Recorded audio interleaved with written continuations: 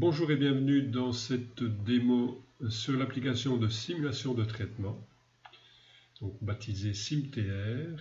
La version actuelle dans laquelle je vais vous faire la petite démo, c'est la version du 10 avril 2020, donc on pourrait baptiser la version confinement.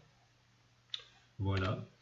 Alors avant de prendre un ou deux exemples, première chose à laquelle il faut être attentif, c'est que lorsque vous ouvrez l'application, vous voyez que ici, c'est la date du jour, la date à laquelle vous ouvrez l'application qui est mentionnée et qui donc automatiquement vous donne l'index correspondant. Okay. Donc si vous voulez effectuer un calcul avec un autre index, donc à une date antérieure, il faut d'abord modifier la date ici. Donc par exemple, mettons le 1 du 11 2019. Donc d'abord modifier la date avant d'aller travailler sur le tableau et donc effectuer les calculs de simulation de traitement. Donc c'est important à savoir. Donc, par contre, tant qu'on reste dans des calculs au jour même, pas de problème, on laisse tout comme ça. Donc ici on revient à la date du jour. Alors, la première chose à faire évidemment, c'est toujours d'aller sélectionner le barème par rapport auquel on veut effectuer le calcul. Ensuite, on a toute une série de petits réglages ici. Ceux-là peuvent très bien se faire après avoir importé le barème et complété les différentes lignes de charge. Donc là, vous pouvez toujours venir modifier dans cette partie ici, après que le tableau soit complété, et il s'adaptera au fur et à mesure que vous effectuez les éventuelles petites modifications. Donc si vous avez oublié d'indiquer le nombre d'enfants à charge et que vous le faites après, ben, ça sera pris en compte de toute manière. Donc là, pas de souci. Donc ici, les réglages se font, vous voyez, très simplement avec les petits boutons up and down que vous avez ici. Donc ici, on peut augmenter le nombre d'enfants à charge jusque... Je ne suis pas allé plus haut que 10. Bon, si c'est plus haut que 10, vous me le signalez, je ferai l'adaptation dans l'application. Voilà, donc tout le reste. Ici, pour les oui-non, ben, up, c'est oui, et down, c'est non. Up, c'est oui, et down, c'est non. Up, c'est oui, et down, c'est non. Même chose ici. Si jamais vous pouvez appliquer le calcul des heures supplémentaires, il ne faut pas oublier évidemment de venir mettre l'information sur oui, mais encore une fois, ça peut très bien venir se faire après. Donc pas de problème à ce niveau-là. Alors, quoi encore? Oui, ici, si vous avez des codes de transaction qui apparaissent sur le listing, pardon, et dont vous ne connaissez plus la situation, par exemple un code 68, vous indiquez le code dans la cellule et vous avez automatiquement la signification qui apparaît juste en dessous. Si je supprime le contenu de la cellule, la petite indication disparaît également. Même chose si vous avez oublié l'information concernant un code de congé, par exemple 71, vous avez également l'information qui apparaît juste en dessous. Vous voyez, c'est tout simple. Et code de situation, ben donc là, les situations, c'est célibataire, marié, séparé, etc. Si vous ne connaissez plus la signification, même chose. Il suffit de l'encoder ici. Voilà, donc le 2 c'est marié, le 4 c'est divorcé, séparé. Je crois que ça va jusque 7. Hein. Le 6 c'est pasteur ou rabbin célibataire. Bon, dans l'enseignement catholique, c'est pas fréquent. Voilà, donc ces petites informations utiles et complémentaires. Alors, on va prendre un ou deux exemples maintenant de simulation de traitement.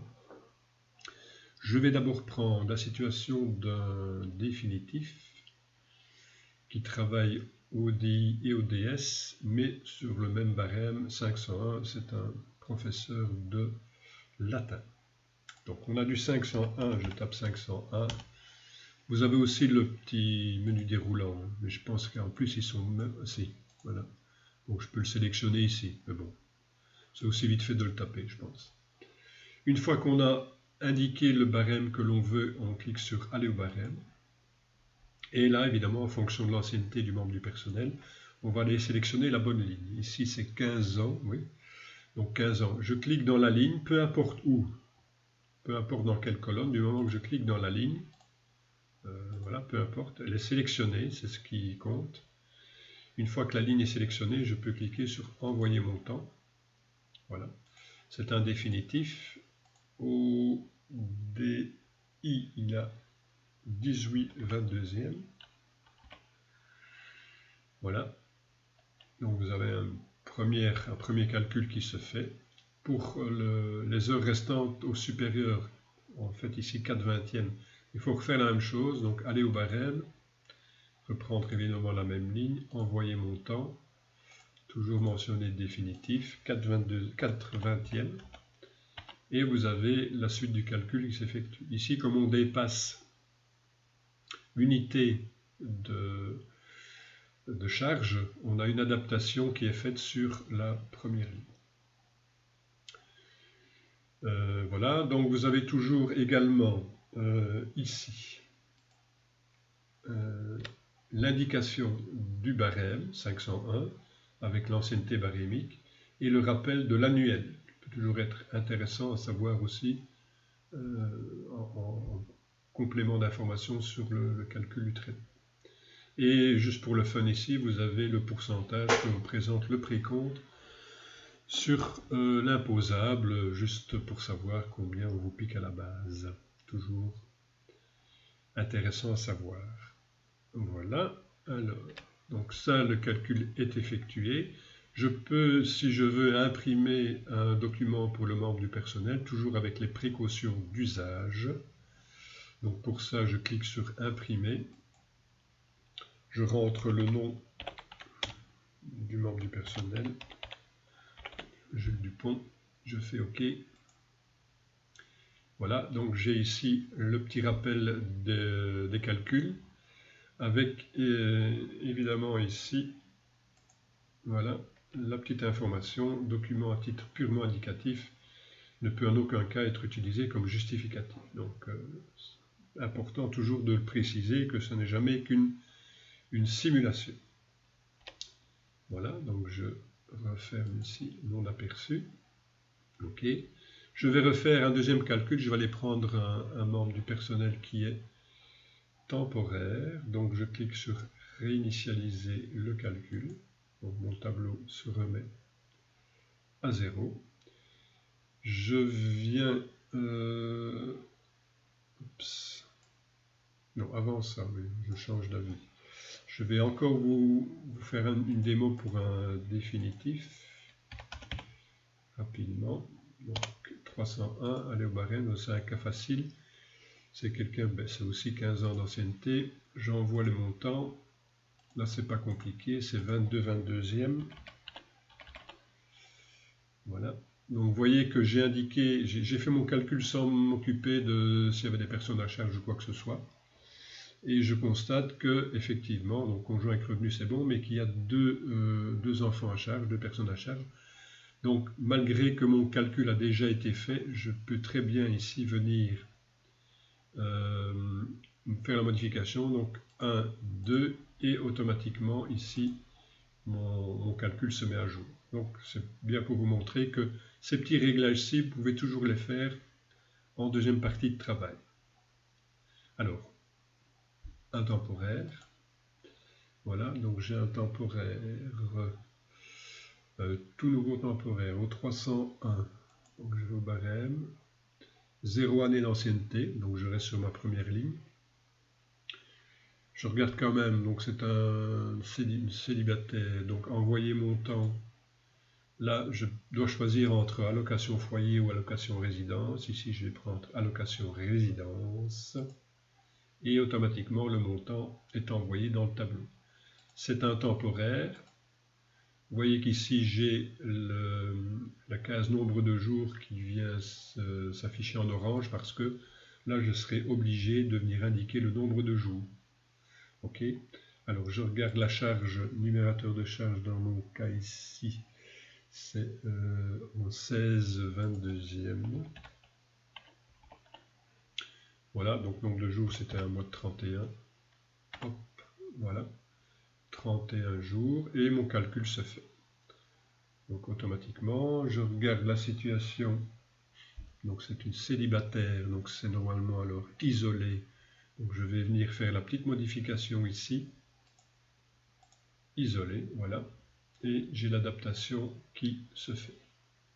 Pas d'enfant à charge, donc je ne modifie rien d'autre ici. Vous avez également toujours la possibilité de venir voir comment le précompte a été calculé. Donc si vous cliquez sur le bouton précompte, vous avez ici le tableau de calcul avec le montant imposable, le barème qui a été appliqué et les éventuelles réductions. Ici, donc on a une réduction pour isolé, réduction de 26 € avec le total ici de précompte. Vous allez voir que si on vient par exemple ajouter 2 enfants à charge, évidemment le calcul lui se met à jour, mais que si on va voir au niveau du précompte, on a également donc le nombre d'enfants qui est repris, la réduction concernant les enfants, 106 €, donc 106. Vous avez toujours le tableau ici, dans lequel vous ne pouvez pas aller travailler. Voilà, et donc le précompte s'adapte de cette manière-là. Donc voilà. Même chose ici pour ce qui concerne les allocations, foyer résidence, cotisations, etc. Vous avez les tableaux de calcul avec ici les petites informations sur la manière dont le calcul est effectué. Voilà. Donc c'est un outil qui n'est pas hyper complet. Voilà. Donc pas possible ici, en tout cas pour l'instant, de faire par exemple les calculs d'allocation pour fonctions supérieures, etc. dans le cas de détachement. Donc, je ne dis pas que ça ne viendra pas, mais c'est un petit peu compliqué, surtout au niveau de calcul de précompte. Voilà. Maintenant, si on reste encore confiné pendant 3-4 mois, ce sera peut-être possible. Donc voilà, ce n'est pas un outil qui est parfait, c'est juste un outil qui permet de faire une simulation de traitement, une estimation. Donc, ce n'est pas un outil officiel, mais au moins, ça vous permet par exemple d'informer un membre du personnel sur quelle sera par exemple l'évolution de son traitement, s'il prend tel ou tel congé, s'il réduit sa charge, etc. Voilà, en tout cas j'espère que ça vous sera utile et je vous dis à bientôt dans un autre tutoriel ou une autre démo d'application. À ciao!